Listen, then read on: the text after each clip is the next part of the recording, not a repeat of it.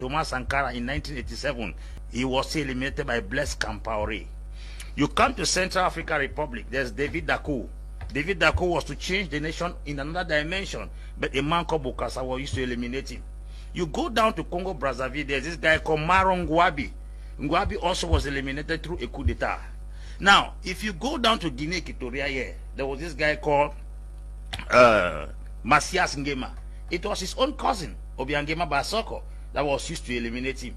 You go down to Ghana, Osagie from Kwame Nkrumah had a good intention for the nation. It was Kotoko, his own clear neighbor, that eliminated him. You go to Nigeria, the guys of Nnamdi Azikiwe, they were eliminated by Paul close to them. Now, if you put it in a nutshell, you go to Mozambique, Samora Moise Machel, it was his close partner that eliminated him. The West, and I repeat, will never and ever have access to Africa until they use Africans.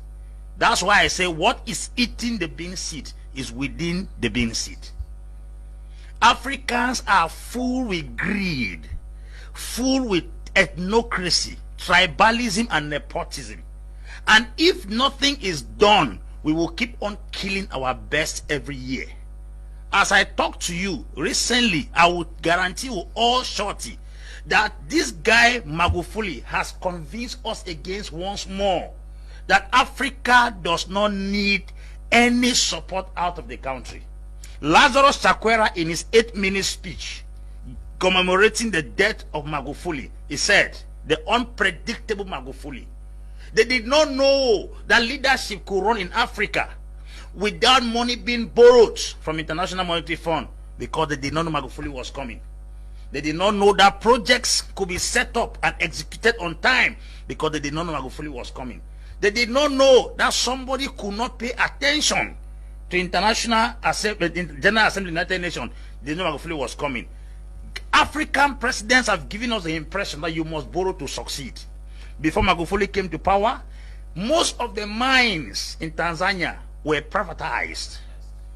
But what he did was that he came back and then sanctioned the foreign companies that were mining in Tanzania until 16% of those particular mines were given back as ownership back to Tanzania. A scenario occurred in Zambia.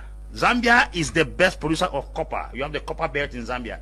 Zambia sold that copper belt to an American firm up front without payment, that they will exploit the copper and pay them later.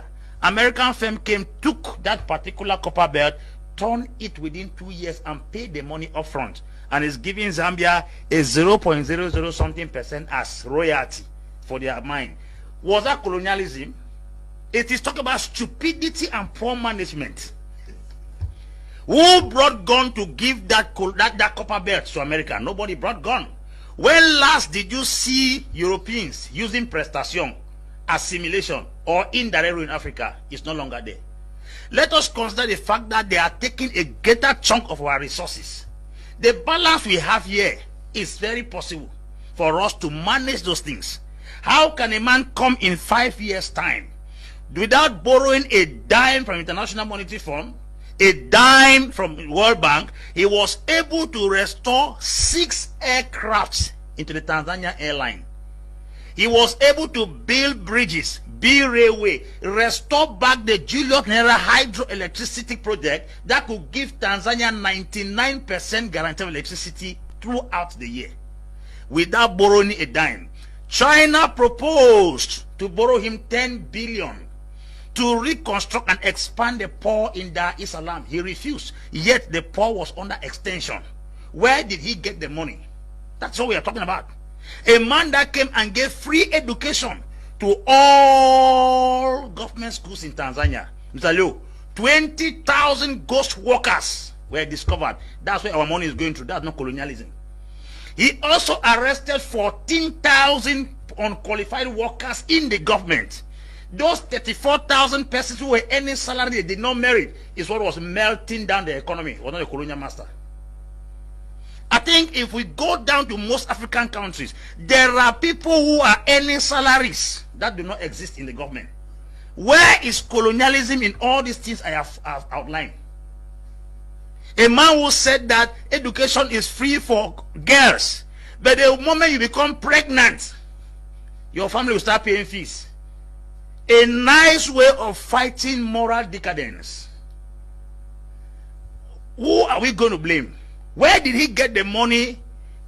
He came and saw the hospital. President now goes down to the hospital. Beds were scattered, rotting. Patients were sleeping on the floor. He fired the entire medical staff and gave them 1 month to repair all the beds in Tanzania. And suddenly, from nowhere, the beds were repaired in the space of 2 months.